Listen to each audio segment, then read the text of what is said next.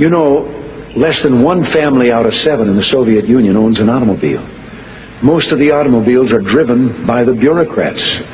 The government furnishes them and drivers and so forth.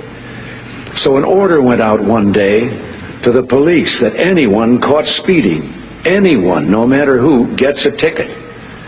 Well, Gorbachev came out of his country home, his dacha. He was late getting to the Kremlin. There was his limousine and driver waiting. He told the driver to get in the back seat. He'd drive it. Down the road he went. They passed 2 motorcycle cops. One took out after him. And pretty soon he's back with his buddy. And his buddy says, well, did you give him a ticket? And he said, no. Well, he said, why not?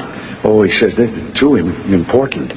Well, he said, we're told to give anybody a ticket, no matter who it is. Oh, he said, no, this one was, I could. Well, he said, who was it? He said, I couldn't recognize him. But his driver was Gorbachev. A commissar that visited one of their state collective farms grabbed the first workman that came by and said, how are things? Any complaints? Oh, he said, Comrade Commissar, no one complains. Well, he said, how are the crops? He said, the crops never better, just great. He said, what about potatoes? He said, Comrade Commissar, if the potatoes were put in one pile, they would reach the foot of God. And the commissar said, this is the Soviet Union, there is no God. He said, that's all right, there are no potatoes. Walked into a bridal shop one day and told the sales clerk that she was looking for a wedding gown for her 4th wedding. The saleswoman asked, just exactly what type of dress are you looking for? A long, flowing white dress with a veil, she responded with assurance. Not totally convinced, but afraid to offend the woman, the sales lady said, you know, dresses of that nature are usually more appropriate for brides who are being married for the first time, for those a bit more innocent, if you know what I mean. Well, the lady retorted and put her hand on her hip. I do know what you mean, and I can assure you I'm as innocent as the rest of them. Despite all my marriages, I remain as innocent as any first-time bride. And you see, my first husband was a dear, sweet man. It was a terrible tragedy, actually.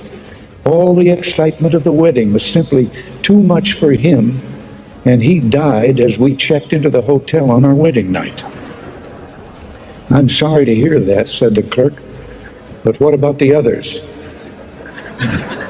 Well, my second husband and I got into a terrible fight in the limousine on the way to our wedding reception. We haven't spoken since and got the marriage quickly annulled.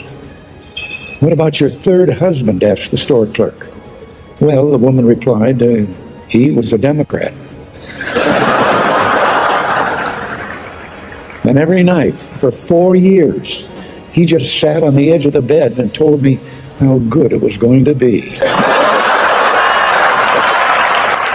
American and a Russian arguing about their 2 countries, and the American said, look, in my country I can walk into the Oval Office, I can pound the president's desk and say, Mr. President, I don't like the way you're running our country.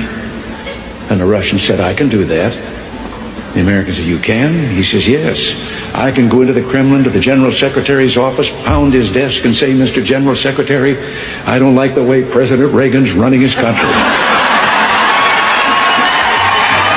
The ones that I heard was about the man walking along the street at night, Moscow. Soviet soldier called to him to halt. He started to run. The soldier shot him.